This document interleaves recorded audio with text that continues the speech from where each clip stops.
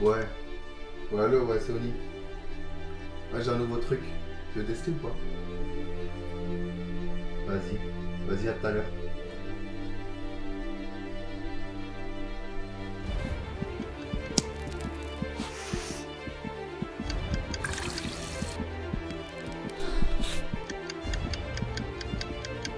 Pause. T'as vraiment cru que t'allais regarder toute la vidéo? Bah non en fait. Parce qu'on est en confinement. Coronavirus mon pote. Au début, on pensait totalement faire autre chose. Après, on a décidé de modifier. Puis, on a eu cette idée de making of. Action! On va friter du cubo. Poursuivi, j'ai fait ce truc-là.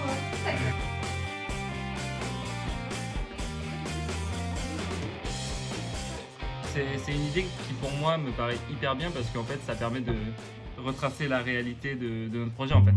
Donc la vie devant soi, c'est quoi? C'est le titre d'un livre de Romain Gary, de base. Donc livre qui n'a aucun rapport avec notre court-métrage, en fait.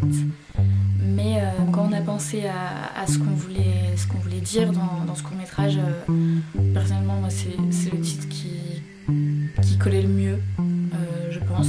On parle de la drogue chez les jeunes, chez les étudiants. D'un côté, on voulait pas dire que c'est cool puisque ça l'est pas, on le sait bien.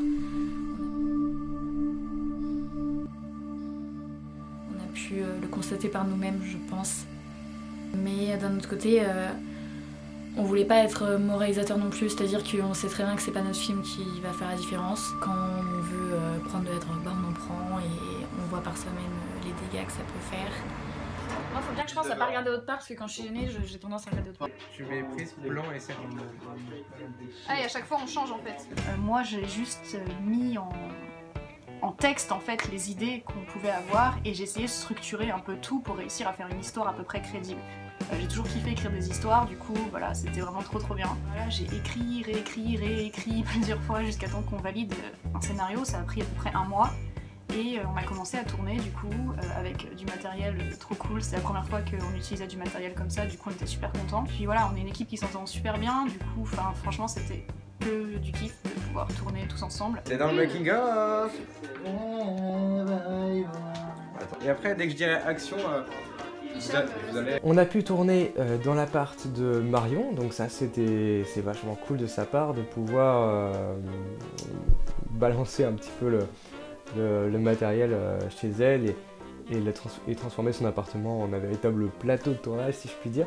C'était une journée qui était assez intense en termes de tournage. On a pris les caméras l'après-midi et après on a commencé à tourner, mais avant il fallait préparer le matos. Je suis en train de galérer depuis tout à l'heure.